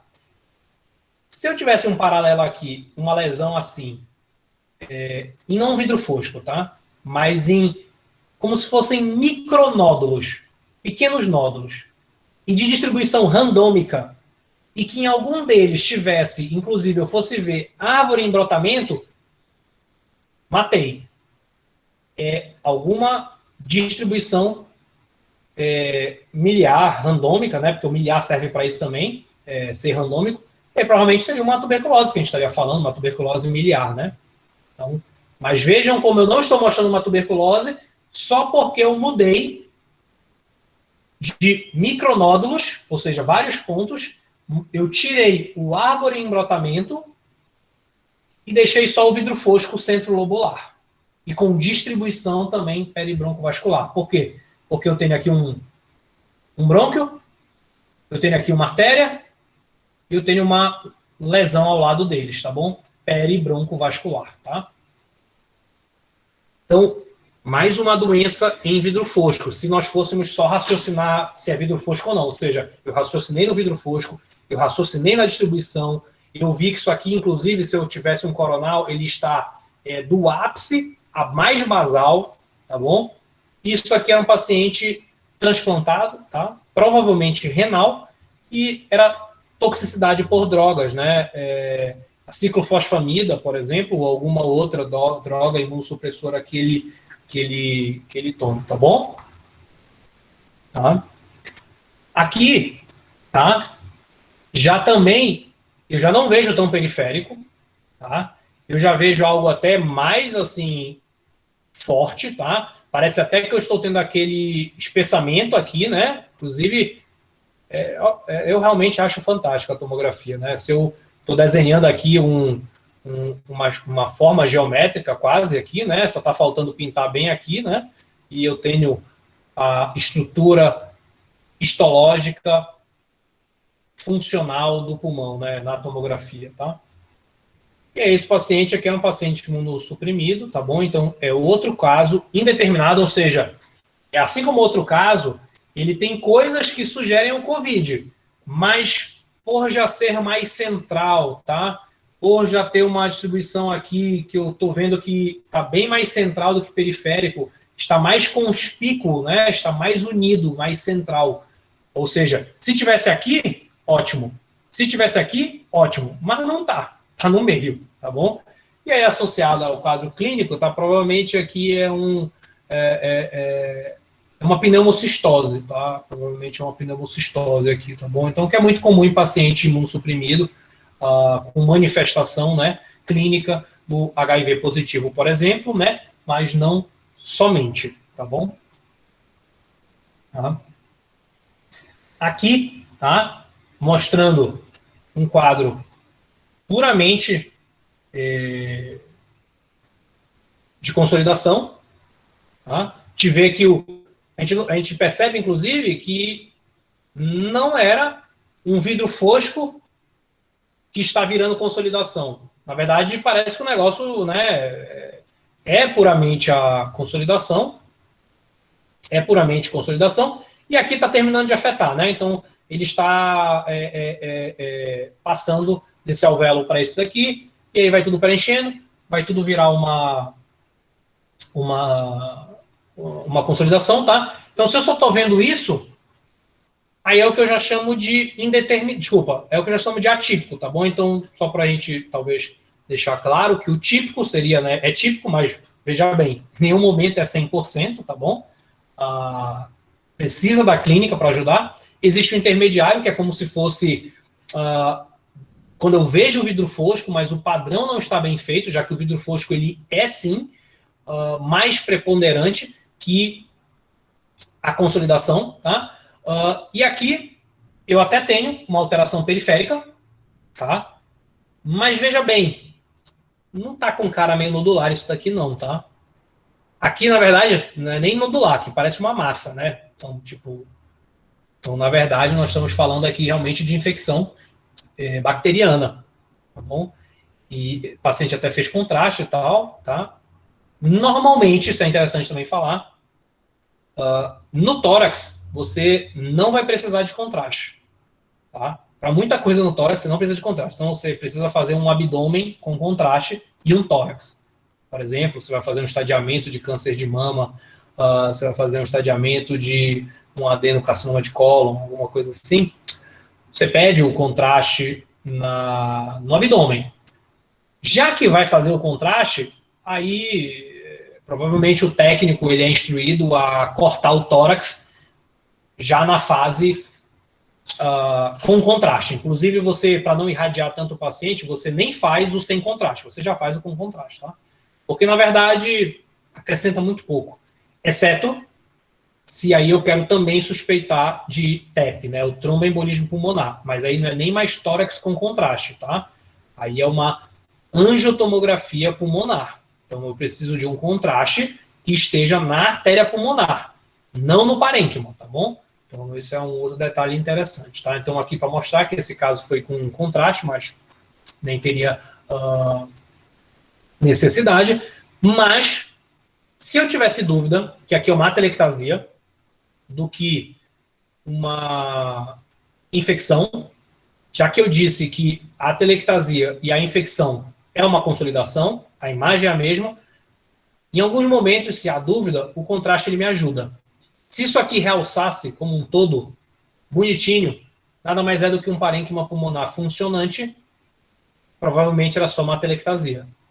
Não houve um realce aqui, pelo menos não tem necrose, tá? Não houve hiporrealce, então não tem necrose, mas eu vejo que o realce aqui não me chamou a atenção, então só confirmando que era. Mas esse caso, de maneira interessante, o paciente tinha COVID, tá bom? Mas o problema dele, graças a Deus, não era a reação pulmonar e depois a reação fase 3 inflamatória, né, ao COVID. Ele sim tinha algo muito importante e que vale a pena a gente discutir, tá? Que é os antibióticos nessa pandemia utilizados de maneira indiscriminada, tá? Então, nós vamos colher provavelmente ainda isso que nós estamos plantando. Provavelmente, bactérias multiresistentes aí ao que nós temos hoje em dia vão tá surgindo aí, tá bom? Então, é outra reflexão para quem vai seguir pelo lado da clínica, ao lado da UTI, né, que é onde tem, às vezes, quando tem infecção nosocomial, que é a infecção hospitalar, tá? A nosocomial, já é com um patógeno mais grave, tá bom? Continuando. Outra coisa aqui interessante, tá? Aqui desse caso também, um caso atípico, tá bom? Então, não estou pensando em COVID, mas eu finalizo o meu laudo dizendo que é atípico para COVID, ou seja, ele pode ser COVID positivo, mas não tem alteração pulmonar de COVID, tá bom?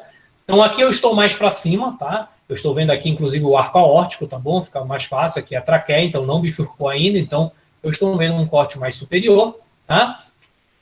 E eu vejo, né, que aqui tem o broncograma aéreo, a lesão ela é superior, ela é uma consolidação e ela tem uma cavitação, tá? Quem gosta de fazer muito essa necrose aqui com essa cavitação em ápice é a Klebsiella, tá bom? Então, é um achado, tá? Então, atípico para COVID, porque realmente é uma outra coisa e esse caso até em nenhum momento positivou a lesão, tá bom?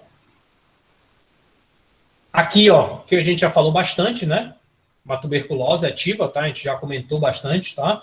Então, ó, vários nódulos, micronódulos, tem um aqui, tem outro aqui, parece que pontuou, né, bastante. E bem aqui, se vocês conseguirem ajudar, né, a identificar, parece que eu tenho um caule, ramifica aqui, ramifica aqui, ramifica aqui. Aqui é a mesma coisa, ramifica, ramifica e ramifica. Então, é a árvore em brotamento, tá? Então, isso nada mais é do que uma disseminação endobrônquica, tá? Então, nada mais é do que uma tuberculose ativa, ela está disseminando, e aqui, olha só, ela fazendo o que ela gosta de fazer também, né? Que é uma retração, pode ver que o pulmão foi puxado aqui, tá? Está fazendo uma distorção arquitetural, tá? Já está tendo aqui retrações, pode ver que isso aqui, não sei, por essa janela não dá para falar, não sei se é derrame, talvez não seja, nada mais é do que a pleura espessada de maneira crônica, provavelmente, porque isso aqui está sendo repuxado, tá? E aí, como o espaço é virtual, é um vácuo aqui, e aí você tem estimulação da pleura se proliferar, tá bom? Então, algumas patologias crônicas, a gente costuma ver a pleura assim, espessada, tá? Olha aqui que interessante aqui, eu vou dar um zoom. Tem um vidro fosco, tá? Periférico, meio nodular, tá? Mas ele segue um padrão peribroncovascular. Pode ver que aqui eu tenho lesão ao longo dessa linha tera branca que deve ser a artéria. Tenho lesão aqui, ó, de vidro fosco ao longo dela. Então, pera lá. Eu até tenho lesão aqui meio nodular em vidro fosco no ar, mas eu tenho também um outro padrão. Ah, mas pode ser Covid? Pode, tá? Mas bem aqui, tem a árvore em brotamento de maneira mais sutil, tá? Porque não chega a ser micronódulos, ou seja, não é um padrão de consolidação, é um padrão ainda de preenchimento, um padrão de preenchimento parcial, que é o nosso vidro fosco, que ele pode sim se apresentar de maneira em árvore em brotamento, inclusive, tá bom? Só que como é em vidro fosco, a gente tende, né, a ter uma noção de que o vidro fosco, ele tem, quando é infeccioso, ele tem uma relação um pouco mais com vírus. Então, o que nos permitiu chegar aqui no vírus sincicial respiratório, tá bom? Então, era vírus, é vírus esse caso, mas não era Covid. E o que me ajudou muito a chamar isso aqui de atípico, ou seja, eu vi, a não ser que sejam duas doenças sobrepostas, tá? Eu estou partindo do princípio que aqui não só tem uma doença. E é a doença de árvore em brotamento, tá bom? Aqui esse padrão, e associado ao vidro fosco aqui da lesão, então o sincicial respiratório, tá bom? Acho que de casos era isso que eu tinha para mostrar para vocês, tá bom? Espero que vocês tenham gostado, e se eu souber responder, eu estou às ordens aí, eu vou colocar, estou devendo aqui para a Sara, não esqueci, tá, Sara, o site, tá bom? Deixa eu ver aqui. Vocês podem, não sei, o Jorge pode assumir aí o áudio, tá?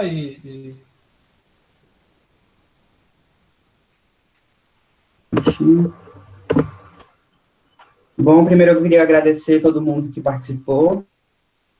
A palestra foi sensacional, professor, e queria também agradecer ao senhor por essa chuva de conhecimento. Foi incrível. E agora a gente está com espaço aberto para que vocês possam fazer perguntas através do chat.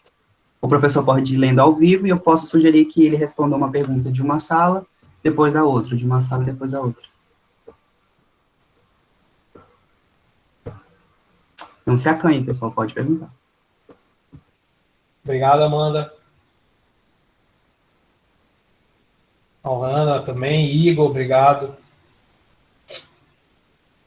Karine. Eu vou tentar. Deixa eu ver aqui.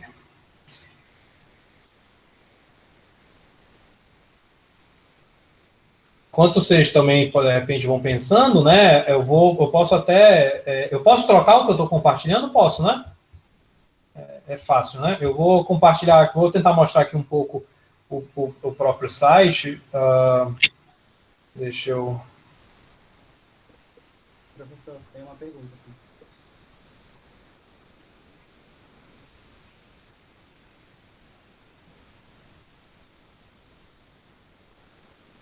Posso ler? Como é que é? Pode ir lendo aí que eu vou tentar compartilhar aqui o Radiology Assistant. Acho que tá todo mundo vendo o site. Então, só para falar aqui, gente, o site bem completinho, tá? Bem legal, da sociedade. Espero que vocês estejam vendo, tá? Se alguém só puder dar uma confirmada. Tá vendo, Jorge, aí? Tá aparecendo o site? Tá, Sim, professor. Show. Então, assim, não só é tórax, tá, galera? Tem bastante coisa, tá? Tá em inglês, mas eu aconselho que tudo bem, às vezes, não falar inglês, tá? Mas você tem hoje em dia o Google Tradutor, que inclusive traduz o site inteiro, se você colocar, tá? Então, assim, a leitura em inglês, ela não deve ser um fator limitante, tá? Por quê? Se nós formos esperar sair as coisas somente em português, a gente pode estar sempre atrasado, tá? Então, tem bastante coisa aqui, principalmente do tórax, tá? E, inclusive, tem até a parte básica, que foi de onde eu tirei ali aquela imagem que eu mostrei, mostrando os padrões, tá? O que é cada coisa, tá? Então, vocês ficam à vontade também para ver esse site, bem legal mesmo, tá bom? Inclusive, ele tem, acho que aqui, uma seção só de casos de Covid, ó, 32 casos. Eles usam aquela parte do Corrades, tá? Que eu não concordo muito, mas ele explica o que é o Corrades, então faz sentido, tá? De é o que não teria nada, inclusive nenhuma alteração pulmonar, o 2 provavelmente é outra doença que não seja Covid, e aí o 3 é indeterminado, o 4 você pensa que é mais, e 5 você tem quase certeza que quando tem todos aqueles padrões que eu estou mostrando, mas aqui ele explica de maneira brilhante, tá? Esse grupo da Holanda que ajuda demais na didática da radiologia. Sim, cadê a pergunta? Pergunta da Sara. Em que outras afecções podemos visualizar vidro fosco na tomografia? Acho até que eu tinha visto a pergunta, né? Como eu falei, olha, tudo, né? Não tem muito o que vai ter, tá? Depende muito de como é o padrão de afecção. Se for uma lesão grave, tá? Então, eu vou dar um exemplo aqui, tá? Vamos pegar a aspergilose, tá bom? O aspergillus, ele é um fungo, tá bom? Acho que é fungo, né? Tá? É um fungo. E ele é um fungo, entre aspas, bobo, tá? Também de baixa patogenicidade, baixa virulência, mas ele entra pela via aérea e fica ali alojado. Quando nós somos imunocompetentes, não tem problema nenhum. Mas se por um acaso houver algum grau de imunodeficiência, pode ser que esse aspergillus faça aquela famosa bola fúngica. Então, essa bola fúngica é o mesmo patógeno e a pegada é como se fosse tipo da tuberculose. É o corpo querendo encapsular, é o corpo querendo colocar uma parede de fibrose para falar assim, daqui, aspergillus você não passa. Então, você tem a bola fúngica. Então, é um padrão de consolidação, perfeito? Mas se você é tão imunocomprometido agora, tá? Você é imunossuprimido bastante, você pode ter uma forma que chama de aspergilose angioinvasiva, ou seja, ele era fraco, mas mediante uma defesa forte. Começou a ficar a defesa muito fraca, esse aspergillus começa a invadir o corpo. E ele vai em vidro fosco. Então, a gente está falando da mesma doença, só que, a depender da nossa defesa, ela se expressou de uma maneira diferente. E foi através de vários nódulos, parece até como se fosse uma embolia séptica, tá bom? E, inclusive, em um padrão peribroncovascular de alteração. Por quê? Porque tem essa alteração vascular, essa vasculite inflamatória também. E quando esse paciente, isso é bem interessante, tá? Por que eu estou trazendo o aspergillus? Porque quando esse paciente começar a melhorar da imunossupressão, você está tratando, você está dando ali remédio para ele melhorar. Quando ele começa a melhorar a imunossupressão dele, o que acontece? Ele começa a fazer nódulos, ele começa a voltar ao padrão nodular. Ou seja, quando eu faço um acompanhamento desse paciente e ele me aparece em nódulos e não mais vidro fosco, eu começo a ficar tranquilo. eu começo a dizer assim, o corpo está respondendo. O corpo falou assim, ó, parou, daqui você não passa mais. E aí daqui a pouco esse nódulo, que era todo preenchido, ele começa a fazer aquele sinal do crescente aéreo, tá? Que é da meia-lua. Por quê? Porque a bola de aspergilos começa a ficar menor do que a cavitação, porque o corpo está individualizando aquilo ali, e aí começa a aparecer ar, né, já que é uma cavidade. E aí parece a gente chama de sinal do crescente aéreo, porque parece uma lua crescente, tá bom? Então lembra isso. Então se vocês fecharem os olhos, e não sei como é que está a lua hoje, mas vai que ela não esteja crescente, aí vocês vão lembrar dessa parte. Então, eu diria que tem muito mais a ver com o padrão de como o teu corpo se defende, tá bom? Então, eu mostrei ali a toxicidade por drogas, que é uma coisa relativamente subaguda, é uma coisa insidiosa, porque esse paciente não começou a tomar ciclofosfamida ontem, tá? Você tem H1N1, tá bom? Ou seja, as infecções virais que eu mostrei ali, o influenza, você tem até o próprio sincicial, tudo é vidro fosco. Por quê? Porque tem mais a ver com a nossa defesa, né? Com o padrão, se é agudo, se é insidioso e se, independente se é agudo ou se é insidioso, como está a nossa defesa, né? Como está a nossa depuração linfática, tá bom? Então, acho que mais do que isso, assim, acho que o raciocínio é por aí, tá? Espero que a Sara tenha ficado satisfeita e o grupo também. Tem outra pergunta? Como é que é? Você quer que eu veja aqui? Deixa eu dar uma olhada aqui.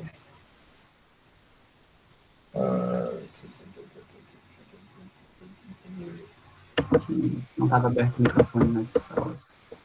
Bom, tem a pergunta do Cecílio Soares. Como o senhor orienta, baseado na sua prática clínica, quando realizar tomografia em suspeitos e confirmados? Boa. Excelente pergunta, foi o Cecílio, né? Excelente pergunta, Cecílio, tá bom? Primeiro ponto, tá? Não é rastreio, tá bom? Então, beleza, gostei da pergunta porque é suspeito ou confirmados, tá?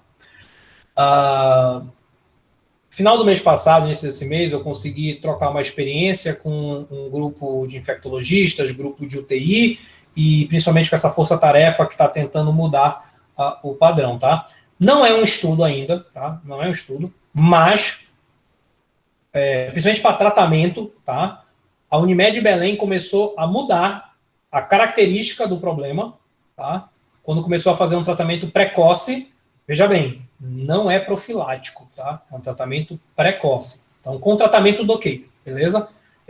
Você pode fazer, você pode não fazer, mas eu estou gostando de quem está fazendo, porque no meu raciocínio, inclusive, por mais que a gente ainda vai ter muito estudo disso, mas no meu raciocínio, quando você tem uma pessoa com artrite reumatoide e você dá ali os imunomoduladores, as drogas modificadoras da doença, você não espera que ela atue de imunomodulação amanhã. Você espera, às vezes, meses, você espera anos, você, às vezes, tem que trocar. Então, às vezes, não adianta você usar uma droga, independente de qual seja, tá? Não estou falando um específico, né, aqui no meu caso. O imunomodulador, independente disso, tá? Já com um paciente bem alterado, tá? Então, assim, para mim, caso suspeito, caso confirmado, a tomografia é para hoje, tá? De preferência. Só não é para ontem, porque ontem nem passou com o médico, então eu não quero isso, tá? Eu quero que tenha avaliação, eu quero que haja clinicamente, tá? Quem está acostumado com o termo de medicina baseada em evidências, eu quero um termo de alto valor pré-teste, ou seja, eu estou bem empoderado clinicamente, tá? Que é COVID, e aí eu venho com a tomografia, tá bom? Diferente, como a gente discutiu, de uma pneumonia bacteriana, fora, claro, dessa época pandêmica, onde eu faço o tratamento sem exame de imagem. Aqui, eu não quero nem um raio-x. Eu recomendo uma tomografia sem contraste, e dependendo, né, fico feliz que tenham vários centros, né, várias cidades aqui presentes, de preferência usando baixa radiação, tá bom? Baixa radiação. Por quê? Hoje, nós estamos seguindo uma tendência na radiologia do ALARA, tá? ALARA é uma sigla em inglês, já traduzindo, que significa o menos radiação possível para um bom diagnóstico. Ou seja, não adianta eu não dar radiação e não ver nada, e ficar tipo a imagem uma merda. Então eu tenho que achar aquele ponto ótimo, tá bom? E hoje em dia, com tomografias evoluídas, inclusive aqui na cidade de Imperatriz nós temos esse tipo de tomografia, tá? Que é possível, inclusive no serviço público, em que você possa fazer um protocolo de baixa dose. Mas, assim, isso aí talvez já é o detalhe, tá? Não tendo isso, faz tomografia, tá? De preferência de alta resolução também, tá? Que é aquela que vai ter o corte milimétrico e que vai parecer que eu estou olhando em um laboratório, né? Que vai parecer que eu estou, quer dizer, um microscópio de laboratório, né? Então é isso, tá? Eu espero aí, Cecílio, que para mim a tomografia, tá? Tem que ser feito no dia 0, fez a suspeição, fez o negócio, independente se você é da escola de que trata ou não precoce, tá? Dos novos estudos que estão saindo aí ou não, dependendo da escola que você segue, a tomografia já vai te dar uma boa visão se você já está na fase 2A ou na fase 2B, que são segmentações da fase pulmonar, tá bom?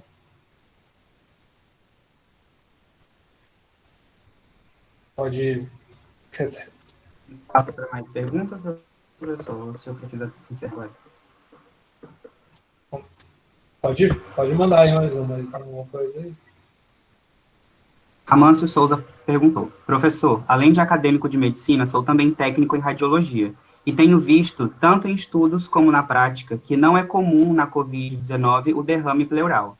A pergunta é, em que momento pode aparecer o derrame pleural ou só aparecerá se houver uma co-infecção bacteriana?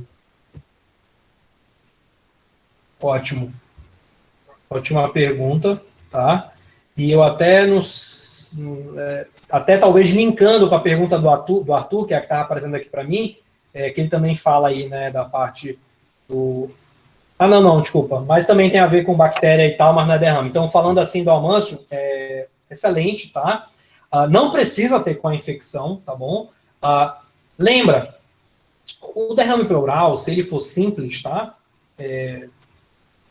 Eu não sei se é mais fácil, talvez, eu parar de compartilhar aqui, né, também, né? Deixa eu ver aqui. Deixa eu ver.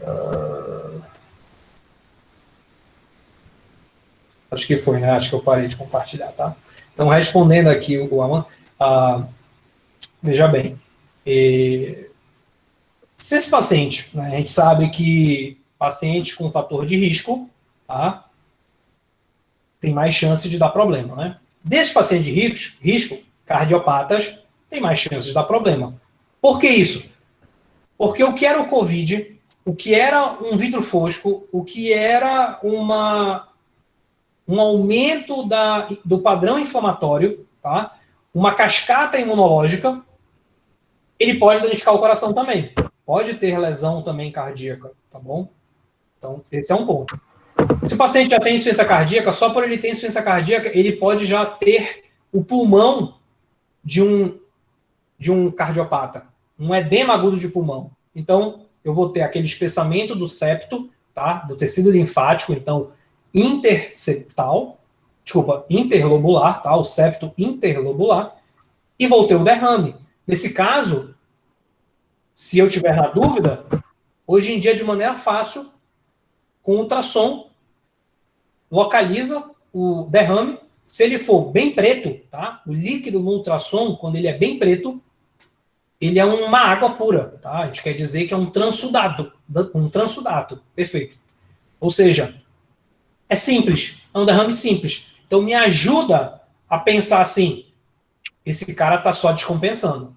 Eu preciso fazer um suporte de medicina intensiva mais forte nesse paciente, tá? Então, é aí que você procede nisso daí. Então, não precisa ter infecção bacteriana. Mas, se por acaso eu fizer o ultrassom, já vê que é um líquido mais turvo, e, inclusive, proceder com a toracocentese, ou seja, não é nem drenagem, eu só fiz um agulhamento, suguei. Quando eu olhar o líquido, eu já posso dizer mais ou menos o que é, se é pus ou não é, ou seja, um exudato, um empiema, aí eu já estou pensando realmente em bactéria, tá bom? Então, o que eu quero dizer é, não é comum, mas pode ter só sendo com Covid. Por quê? Porque pode ser uma complicação do Covid. O paciente pode estar evoluindo com uma síndrome da angústia respiratória, que pode ser uma série de etiologias, seja Covid, seja coração descompensando, e seja uma própria bronquiolite obliterante também, né, uma SARA, né?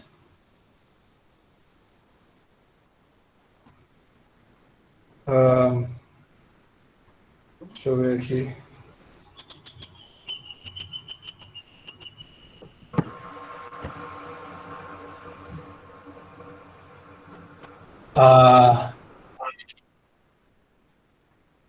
Alguma pergunta mais aqui?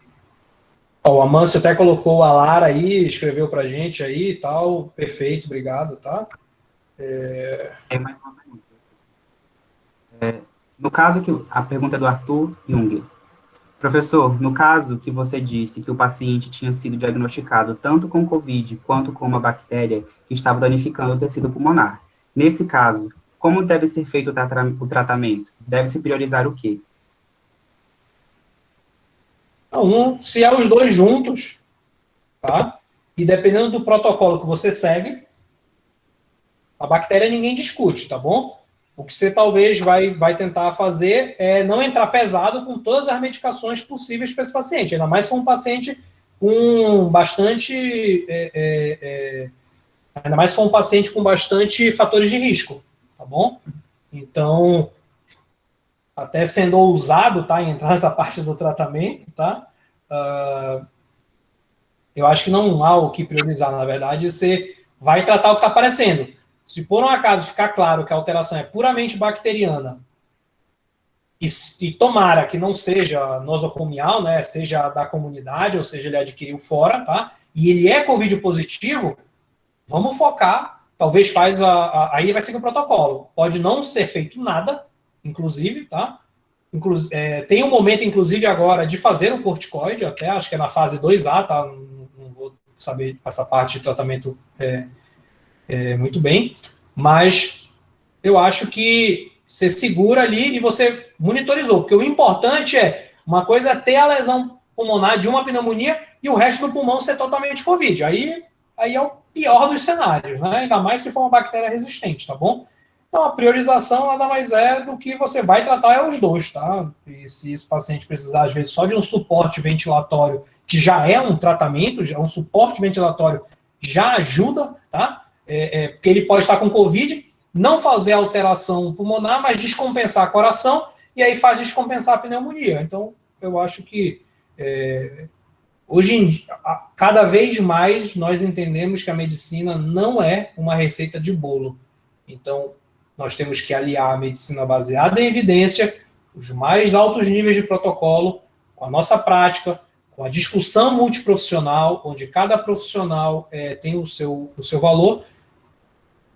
No Sudeste, no Sul, isso já é bem mais visível, tá? Diferente daqui, onde, por exemplo, trazer essa informação que na cidade de Imperatriz nós só temos uma pessoa realmente especialista em medicina intensiva. Então, para vocês verem a carência dessa especialidade.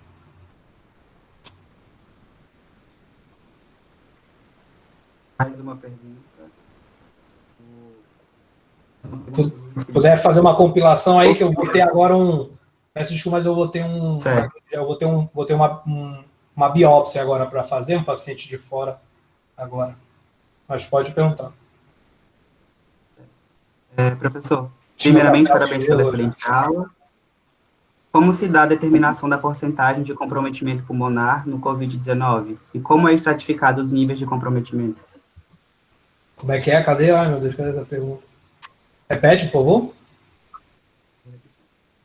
Como se dá a determinação da porcentagem de comprometimento pulmonar? Tá. Então, deixa eu logo falar essa daí. Peraí, deixa eu logo falar. Visual, tá? Não tem nenhum segredo. De maneira axial, tá? Que é o que geralmente eu uso para dar o laudo, né? Percorrer de cima para baixo.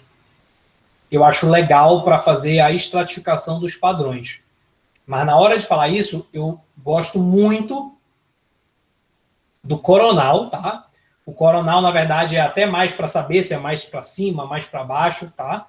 mas vou até falar um que é melhor ainda, que é o sagital. Então, primeiro eu vou lá, olho o sagital de um pulmão, olho o sagital de um outro pulmão, ali eu consigo, ele é um triângulo, né, basicamente, ali eu consigo ter uma noção do que é o 100%, e de maneira visual, a gente faz essa estratificação.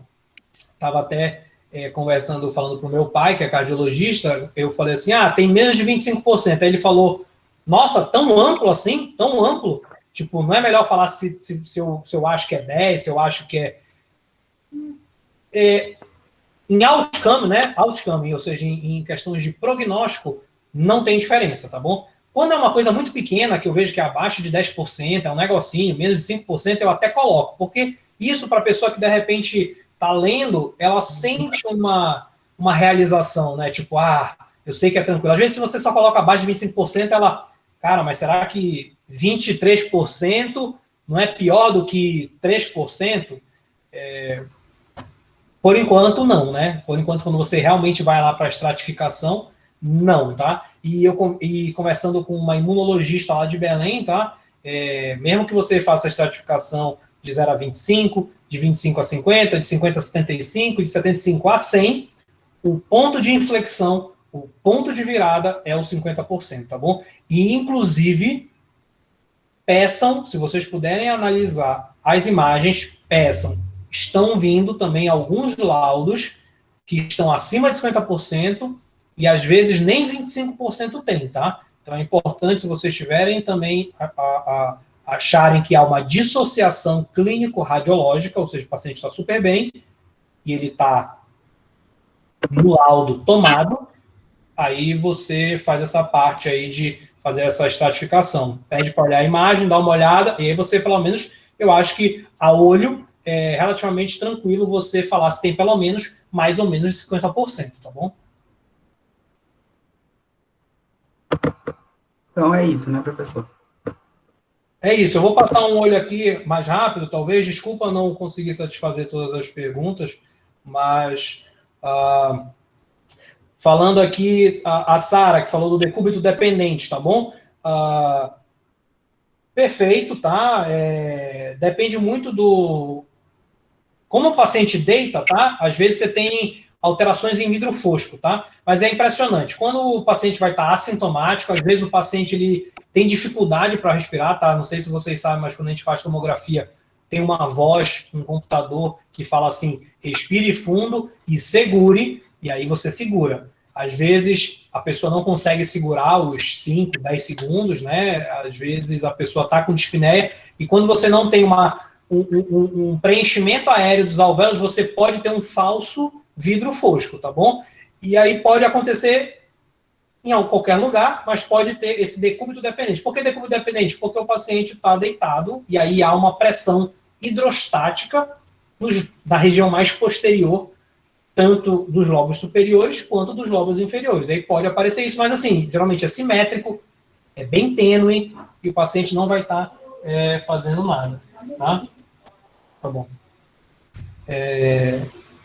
Então, acho que é isso, tá?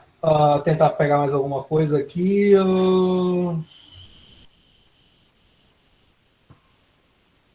Aqui, só para finalizar, acho que a pergunta do Lucas, tá? Que ele fala assim, você tem tudo sugerindo para COVID, tá? E se a clínica de COVID, não tem outra coisa para pensar em tempos de pandemia, tá bom? Mas eu concordo, nós vamos passar por isso, né? Como humanidade, nós vamos sair mais fortes que isso, e vai aparecer outras coisas, tá? Então, eu acabei mostrando algumas outras patologias, tá bom? Então, principalmente doenças, inclusive, imunológicas, tá bom? Então, prestar atenção em se o paciente é reumatológico, tá? Ele pode apresentar isso daí. Ele pode ter múltiplas lesões que ainda são embolias, tá? Seja o que eu falei, tá? Embolia gordurosa, tá bom?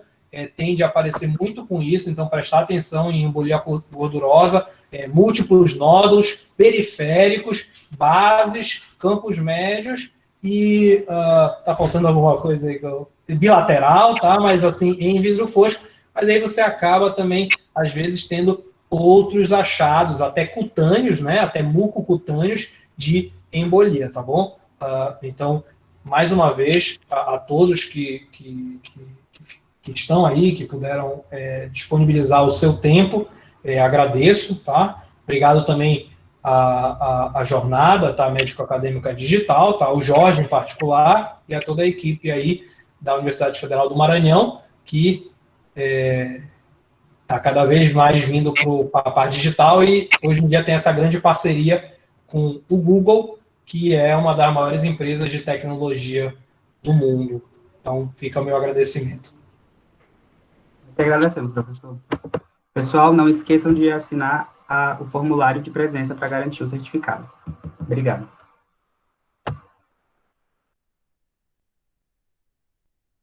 Vou indo então. Obrigado, gente. Grande abraço, tá? E até a próxima. Aí, deem um feedback aí sobre a palestra, é importante para a gente. Valeu.